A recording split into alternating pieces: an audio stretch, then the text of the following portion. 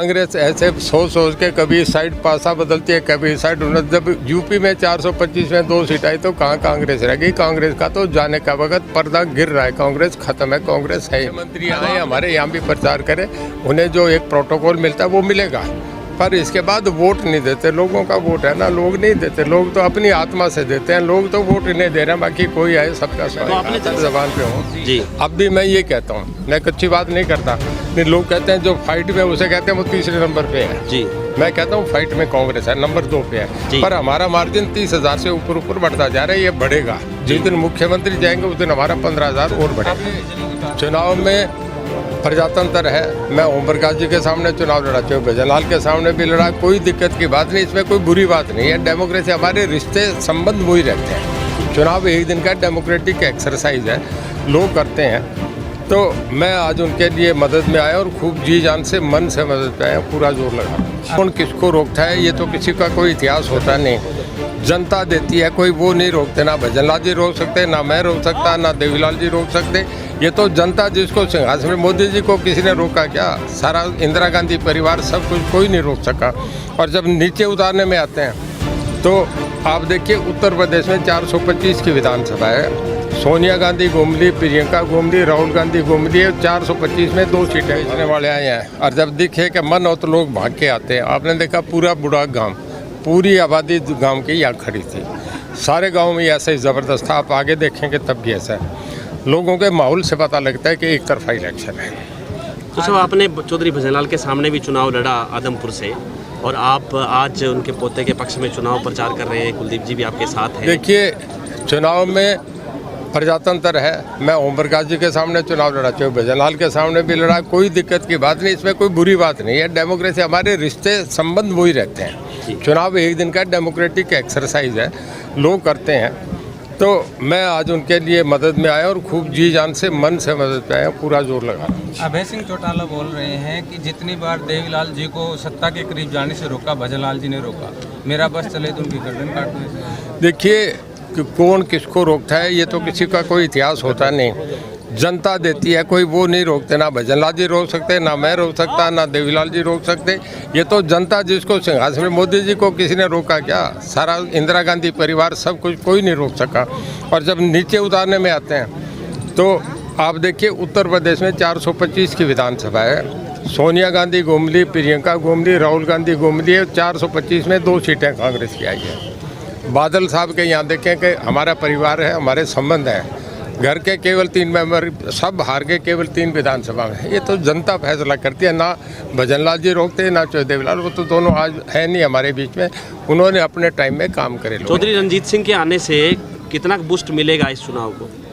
देखिए, हर एक के आने से मिलता है। ये जो हमारे कार्यकर्ता बैठे हैं इनके आने से भी मिल रहा है, इनका मेरे से ज़्यादा इनका असर पड़ता है। 2, 4, 5 पर्ची मेरे आने से भी जुड़ेगी। चौधरी साहब, अगर भूपेंद्र सिंह हुड्डा की बात करें तो भूपेंद्र सिंह हुड्डा कह रहे हैं कि बीजेपी का जाने वाला समय है और कांग्रेस का आने वाला समय है, इसलिए आदमपुर में कांग्रेस जीतेगी। उनके दावे को कैसे देखते हैं? कांग्रेस ऐसे सोच के कभी साइड पासा बदलती है, कभी साइड। जब यूपी में 425 में 2 सीट आई तो कहाँ कांग्रेस रह गई। कांग्रेस का तो जाने का वक्त पर्दा गिर रहा है, कांग्रेस खत्म है, कांग्रेस है ही नहीं। तो आपने पूरा चुनावी नतीजा बता दिया। मैं आपसे बताऊं, पहली पार्लियामेंट में स्वतंत्र पार्टी देश की बड़ी पार्टी थी। उसके बाद फिर प्रजा सोशलिस्ट पार्टी आई, फिर दोनों मिलकर सपा बनी। आज उनका इतिहास खत्म हो गया। कांग्रेस का एक इतिहास था, महात्मा गांधी करके इतने साल कमा लिया, अब कहीं है नहीं, कांग्रेस खत्म है। हर प्रदेश में जहाँ चुनाव है खत्म है कांग्रेस। तो कई ऐसे प्रदेश हैं, यूपी बिहार, जहाँ 50-50 साल से कांग्रेस नहीं है।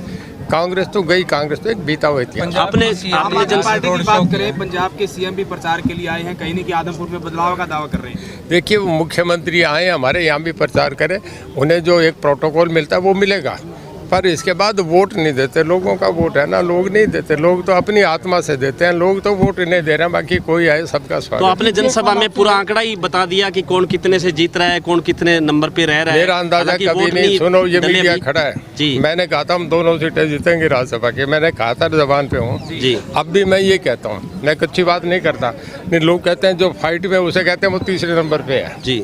मैं कहता हूँ फाइट में कांग्रेस है, नंबर 2 पे है, पर हमारा मार्जिन 30,000 से ऊपर बढ़ता जा रहा है। ये बढ़ेगा, जिस दिन मुख्यमंत्री जाएंगे उस दिन हमारा 15,000 और बढ़ेगा। आपने बिजली की बात की, हम ग्राउंड जीरो रिपोर्ट कर रहे थे डोबी गांव में, कच्चे मकानों में 12,000 रुपए का बिल आया हुआ है।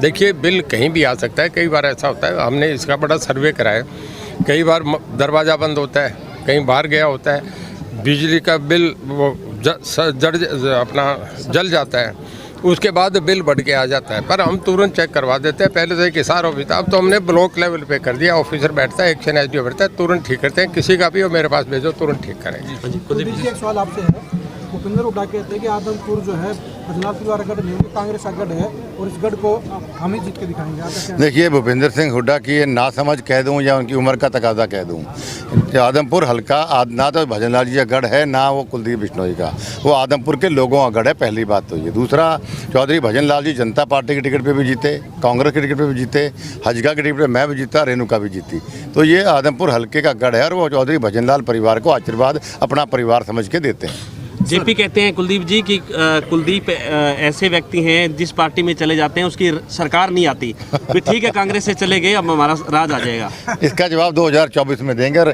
उनको बोलो मैं जेपी से पढ़ता ही कब से शुरू कर दी मुझे पता नहीं, भविष्य बताने लग गए वो तो। कुलदीप जी, किसानों के मुआवजे का मामला था, आपने वादा किया था कि मैं जल्द दिलाऊंगा, उसका क्या अपडेट है? देखिए, आज 29 करोड़ से ऊपर रुपए सरकार ने जारी कर दिए और ये आचार संहिता से पहले लागू जारी हो चुका था, पैसा आना बाकी था। आज पिछले हफ्ते मुख्यमंत्री से हमारे किसान मिले भी थे, उन्होंने आश्वासन दिया था भाई आचार संहिता से पहले अगर लागू हमने अनाउंस किया था तो जरूर मिलेगा, और आज वो राशि लागू हो गई। हुड्डा साहब ने कल कहा है सर कि कुलदीप बिश्नोई प्रदेश अध्यक्ष के लिए काफ़ी जद्दोजहद कांग्रेस में कर रहे थे, बीजेपी में आगे जिला अध्यक्ष बन के दिखा दे। नहीं जी, मैं बीजेपी के अंदर कोई पद की लालसा से नहीं आया हूँ, मैं आदमपुर हल्के के विकास करवाने के हिसाब से आया हूँ। मैं मोदी जी की नीतियों से प्रभावित था, मनोहर लाल खट्टर जी की कार्यशैली प्रभावित था और मेरा इलाका ये पिछड़ रहा था, इसके विकास को लेके आया हूँ, ना किसी पद से।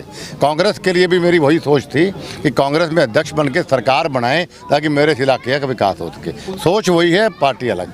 कुलदीप जी, इस बार बीजेपी से जुड़ा हुआ है आपके यहाँ लोकसभा सांसद विजेंद्र सिंह, वो कहीं ना कहीं नाराज थे, उन्होंने आज कार्यकर्ताओं की मीटिंग बुलाई, उनका कहना है कि हमारे पोस्टर लगाए या फिर मैं यहाँ का स्थानीय सांसद हूँ, तो क्या प्रोटोकॉल के लिहाज से मेरी फोटो मुझे इस बात का ज्ञान नहीं है, मैं उनका चेक कर लूँ उन्होंने बोला क्या, लेकिन उनका पूरा मान सम्मान है, मेरी रोज तो उनसे बात होती है, उनके कार्यकर्ता नेता उनके सब हमारे साथ लगे हुए हैं। जेजेपी भी नहीं दिख रही सर, मतदान बहुत नजदीक आता जा रहा है और जेजेपी का कोई भी नेता नहीं दिख रहा। क्योंकि कल भी उन्होंने अनाउंस किया है, कल कार्य मैंने ऐसा नहीं, उनके लोग हर गांव में हमारे साथ घूम रहे हैं। जो आप कह रहे हो बड़ा नेता नहीं आया, उसके लिए उन्होंने कमेटी कल बनाई और आज उनकी मीटिंग आदमपुर में भी चल रही है, तो कल के बाद आपको सब नेता बड़े भी दिखेंगे। आपने कहा था कि दुष्यंत की जरूरत होगी तो बुला लिया जाएगा, अब तक क्या जरूरत नहीं है? देखिए, नहीं जरूरत तो सब नेताओं के दुष्यंत की भी है, सबकी है, और बहुत जल्दी आपको सब नेता के चेहरे नजर आएंगे।